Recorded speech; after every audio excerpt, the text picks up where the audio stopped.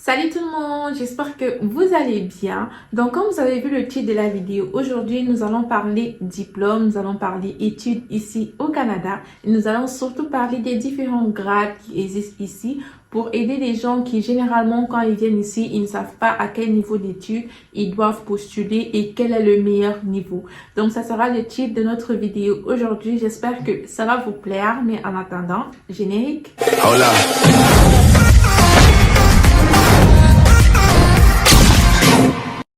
Donc, pour cette vidéo, je vais prendre mon exemple. Donc, pour quelqu'un qui vient d'un pays africain, qui a eu son bac, donc son baccalauréat général. Moi, par exemple, dans mon cas, j'ai eu un bac A dans un bac littéraire espagnol. Ce qui fait que lorsque vous postulez pour ici, généralement, des gens vont postuler, par exemple, pour l'université. Parce que chez nous, nous sommes habitués que dès que tu finis le baccalauréat, dans la norme, tu t'en vas à l'université. Maintenant, ici au Canada, nous avons différents grades. Nous avons le DEP qui est un diplôme d'études professionnelles. Donc, ce diplôme d'études professionnelles, généralement, comme son nom l'indique, c'est une formation pour te former pour un truc spécifique. Disons, par exemple, il y a par exemple ceux qui font dans l'électricité, ceux qui font dans les poids lourds, ceux qui vont faire dans les préposés aux bénéficiaires, etc., etc. Il y en a vraiment pour tous les goûts. Et moi, je vous dirais de prendre les diplômes d'études professionnelles qui sont plus de 1800 heures si votre but final est de postuler pour la résidence permanente. C'est juste si vous avez fait un diplôme d'études professionnelles de plus de 1800 heures que vous serez éligible. Donc, après cela, nous avons l'autre diplôme qui est le DEC, donc le diplôme d'études collégiales. Le diplôme d'études collégiales, c'est un diplôme de 3 ans dans son cas.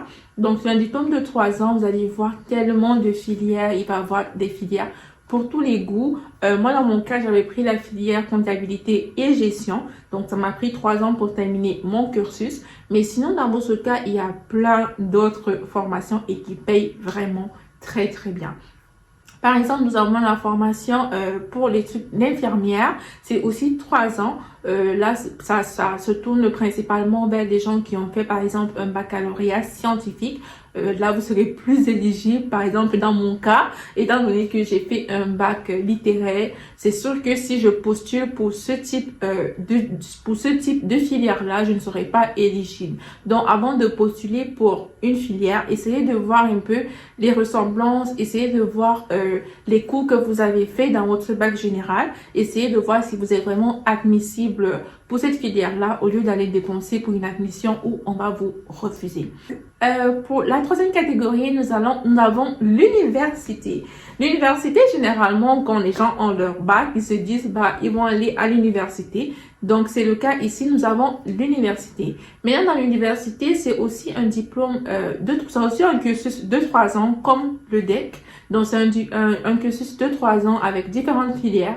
Franchement, ça se ressemble. Généralement, les gens peuvent confondre le DEC et le baccalauréat parce que généralement ça se ressemble. Si vous êtes étudiant étranger, il faut bien sûr regarder les coûts. Généralement, lorsque vous allez voir quelqu'un qui vient ici au Canada, il va plus se tourner pour aller faire un DEC, dans un diplôme d'études collégiales. Non pas parce que c'était son choix numéro 1, mais c'est juste une question financière, on va dire. Parce que le diplôme d'études collégiales, lui, il est moins coûteux qu'aller faire un baccalauréat. Je vais vous prendre un exemple. Si quelqu'un, par exemple, décide d'aller faire, on va dire, un génie électrique, par exemple, génie électrique à l'université, ça va lui coûter, généralement, en tout cas présentement, ça va lui coûter par session environ dans les 12 000 $.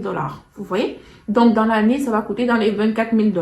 Mais s'il se tourne pour aller faire un DEC, donc pour aller faire un DEC en génie électrique, parce que c'est aussi le même nom, pour aller faire un DEC en génie électrique, ça va lui coûter comme dans les 8 000, 8 500 la session, donc dans les 16 000 $ l'année. Donc, vous allez voir que généralement, juste pour le besoin financier, les gens vont généralement se tourner plus pour aller faire un DEC que d'aller faire un bac. Donc, vous allez voir moins de gens forcément aller choisir le bac que le DEC. Surtout que si votre but principal est juste d'avoir les papiers, parce qu'il y a des gens qui viennent ici, le but principal n'est pas forcément d'avoir un fort diplôme ou bien forcément d'exceller à l'école ou quoi que ce soit du genre. Il y a des gens qui viennent ici, leur but principal est juste d'immigrer et de trouver un travail qui va bien payer. Dans ce cas-là, vous allez voir généralement les gens aller faire le DEP. Dans le DEP, comme je vous ai dit, donc la première catégorie que je vous ai citée. Vous allez voir des gens aller faire un DEP, par exemple un DEP pour les poids lourds. Les poids lourds, je vous assure que ça paye vraiment. Il y a beaucoup de filières au niveau du DEP qui payent même plus que des gens qui vont aller faire certains bacs. Donc là maintenant, ça dépend justement du besoin de chacun. Parce que généralement, je reçois des emails, des gens qui me disent « Qu'est-ce que tu me conseilles? Est-ce que tu me conseilles d'aller prendre un DEC, un DEP ou un baccalauréat et tout. » Et moi, généralement, je réponds, ça dépend de toi, ça dépend de ton objectif principal en venant ici au Canada. Parce que nous savons tous que lorsque chacun vient ici au Canada, on n'a pas les mêmes objectifs. Certains viennent pour avoir un fort diplôme, puis rentrer dans leur pays d'origine et trouver un travail. Certains viennent ici pour avoir un fort diplôme et trouver un bon travail. Certains viennent ici juste pour se spécialiser et trouver n'importe quel travail, mais qui paye vraiment bien. Vous allez voir par exemple les dettes, même les trucs de électricité en dette, même les trucs de poids lourds, les trucs de préposés aux bénéficiaires. Il y a plein de filières que les gens généralement négligent avec le DEP, mais vous allez voir que à force, ils payent plus. Ce type de diplôme-là paye plus que certains types de diplômes en DEC. Si je prends par exemple, attendez, je vais prendre un exemple. Je vais prendre par exemple mon exemple. Moi personnellement, comme je vous ai dit, j'ai fait comptabilité et gestion et j'ai eu un DEC, dans un diplôme d'études collégiales. Si je compare par exemple à quelqu'un qui a fait un DEP en poids lourd et présentement qui travaille, vous allez voir que si je compare nos deux salaires, pour cette personne-là et pour mon salaire à moi, cette personne sera plus payée que moi. Parce que vous devez comprendre quelque chose, le Canada, ce n'est pas un pays forcément où le diplôme prime devant l'expérience. C'est l'expérience qui prime devant le diplôme. Vous pouvez avoir un master, un doctorat à une filière où les gens ne cherchent pas forcément, c'est pas une filière demandée. Vous pouvez payer pareil que quelqu'un qui est parti faire un DEP, je sais pas, un DEP comme je vous ai dit, même les frigoristes. Vous pouvez voir quelqu'un qui est parti faire un DEP en ça et qui est payé plus que vous. Donc c'est pour cela que je dis, chaque fois que je reçois des emails ou bien des gens qui me demandent des conseils, qu'est-ce que je dois prendre, quel niveau d'études je dois prendre, moi je réponds toujours, ça dépend de votre objectif ici au Canada. On est tous venus ici, mais chacun a son objectif principal. Moi, vous le voyez dans toutes mes vidéos, moi je vous dis toujours que mon objectif principal ici, c'est monétaire. Ça veut dire que si demain je trouve une filière, il y a une filière qui ouvre et que je vois que cette filière-là peut me payer dans les 100 000, dans les 200 000 $, vous pensez vraiment que je vais rester dans ma bonne filière que j'aime trop? Ben non, je vais changer, je vais partir dans cette filière-là parce que je vais dire que je vais me débrouiller, mais si à la fin on me paye 100 ou 200 000 $, moi je vais aller là-bas.